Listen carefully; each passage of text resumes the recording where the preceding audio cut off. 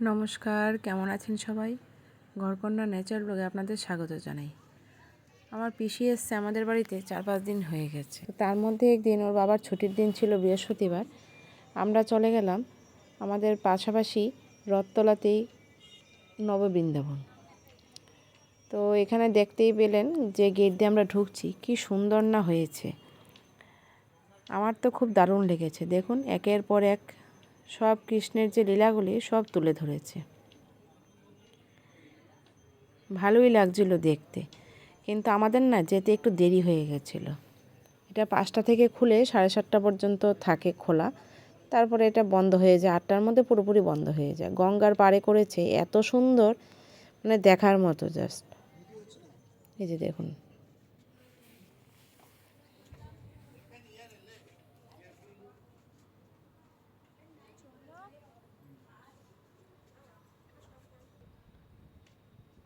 এই যে আপনাদেরকে গঙ্গার পাড়টাও একটু দেখিয়ে নিলাম। আমরা এখানে কিছুক্ষণ বসেও ছিলাম, ঠান্ডা হাওয়া আসছিল।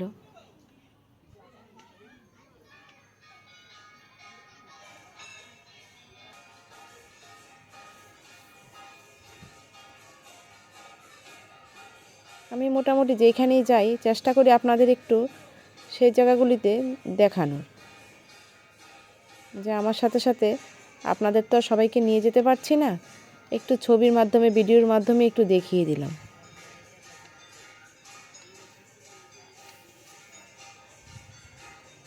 আমার পিসিরও গিয়ে এতটাই না ভালো লেগেছে, খুবই ভালো লেগেছে। আসলে দেখার মতো তো, খুবই সুন্দর জায়গা। আমি অনেক দিন ধরেই শুনছি, কিন্তু কখনো যাওয়া হয়নি। তো ভাবলাম পিসিও যখন এসছে, পিসিকে নিয়ে একটু যাই। পিসিরও তো বয়স হয়েছে, একা একা কোথাও খুব যাতায়াত করতে পারে না। তাই ভাবলাম আমাদের সাথেই আমরা নিয়ে চলে যাই, একটু দেখিয়ে আনি।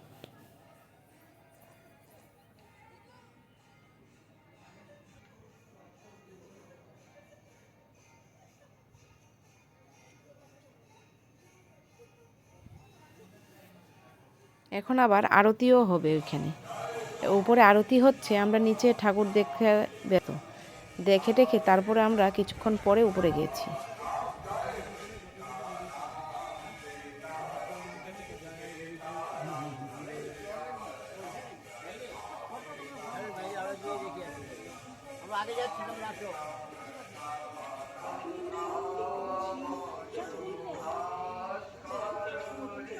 এই যে এইটা হলো উপরটা, ভেতরে না ঢুকে ফটো তোলা ভিডিও তোলা নিষেধ, তাই আমি আপনাদের দেখাতে পারলাম না। এখানে আবার রাধাকৃষ্ণ দোলনায় দোল খাচ্ছে। দেখুন, ঝোলন যেরকম হয় কন্টিনিউ, রাধাকৃষ্ণ এখানে ঝোলনের মতো দোল খায়। এইখানে আবার বিশাল বড় মহাদেব, খুবই সুন্দর, বললাম না, দেখার মতো। আপনারাও একবার যাবেন, গিয়ে ঘুরে আসবেন। কেমন লাগছে আপনাদেরও জানাবেন। আমাদের তো খুব ভালো লেগেছে। সবশেষে আমরা ওইখানেই চা খাওয়ার ব্যবস্থা আছে, তাই একটু চাও খেয়ে নিলাম। চাটাও খুবই ভালো হয়েছে। আজ তাহলে এ পর্যন্তই, দেখা হচ্ছে নেক্সট কোনো নতুন ব্লগে।